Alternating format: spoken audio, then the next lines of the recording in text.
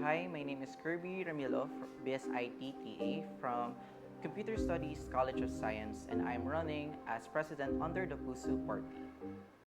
Sa tingin mo, anong kwalifikasyon at kalidad ang meron ka na nagbibigay dahilan sa'yo kung bakit karapat-dapat ka sa posisyon na tinatakbuhan? Being affiliated dati na from the University Student Government as the Senator for Information, and also yung external affiliation ko that requires my leadership skills more than says enough that I am capable and qualified to run as president of the future University Student Government.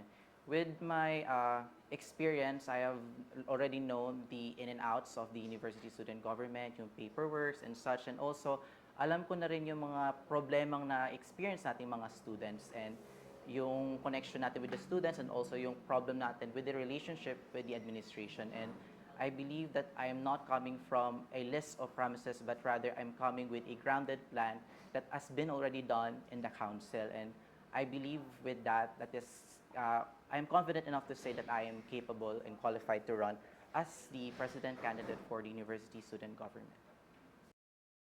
Second question, dahil puso lamang ang party list ngayong taon, anong masasabi mong implikasyon nito sa election system ng TUP?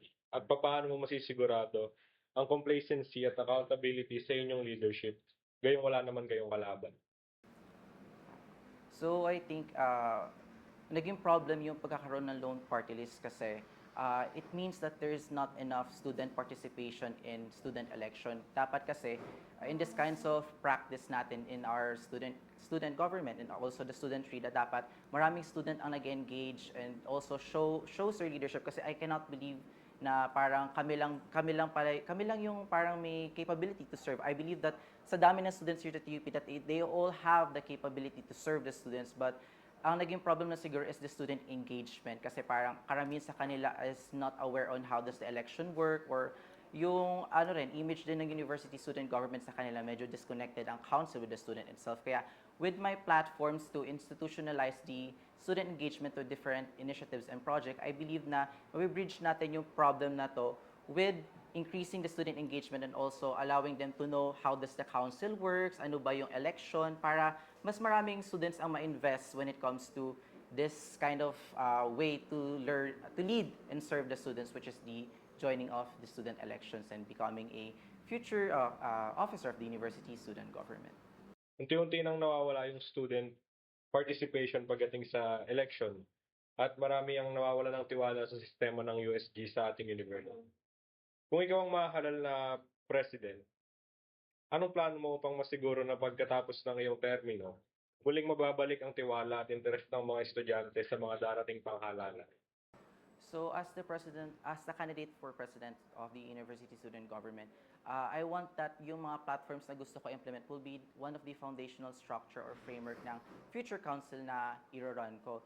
So first of that is the yun nga, pag-strengthen ng student engagement to different projects or initiatives, such as the pagkakaroon ng student address, the SOSA, and also yung pag-implement natin ng ginagawa naman talaga na student legislative assembly, kasi I believe na pag nagkakaroon ng si student ng involvement sa this kinds of legislative agendas, nagkakaroon tayo ng connection, kasi binibigyan natin ng duties and responsibilities si student when it comes to them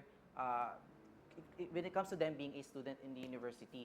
So I believe din na ang student is isa sila dapat sa mga important aspect when it comes to policy making, and involving them in this kind of uh, legislative agenda will also amplify yung tinatawag nating student engagement, and also uh, get na din dun yung pagka-create ng mga project which amplifies yung pag-amplify sa mga student welfare, or yung also yung paggawa ng mga activities na for surely ma-enjoy ng mga students, since other than being a student, karamihan sa kanila is nabu-burn out na talaga with their academic responsibilities. And I believe by creating this kind of projects and initiative, we could amplify the student engagement through this platform po. Aware ka naman nung nangyari nung nakarang TUP Hayo.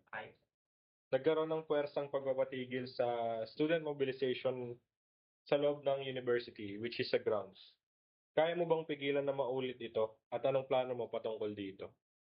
uh, Very sad yung nangyari sa Tigpaya, kasi I was one of the students na nandun sa stage and really calling for accountability and action. So, isa sa mga pwede natin gawin is to create a dialogue or communication with the administration, I believe when we implemented this project, is na-approve naman siya ng administration, but according to them, is hindi daw nila in-expect na ganito yung extent na magiging mobilization ng gagawin ng university student government. And isa sa mga naisip ko is to create dialogue with the administration to make them understand bakit ba natin ginagawa yung gantong democratic acts.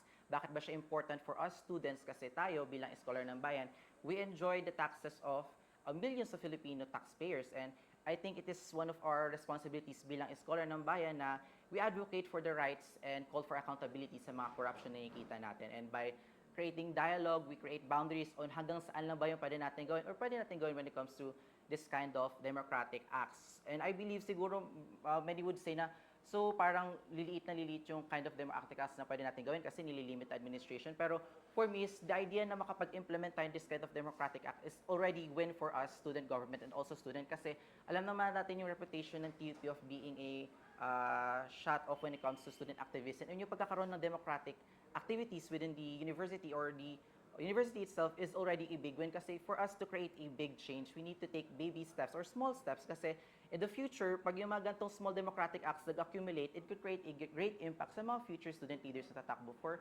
university student government.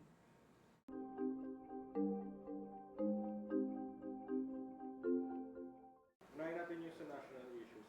Expansion of 4 Ps to out of school youth. Yes. Death penalty for heinous crimes. No.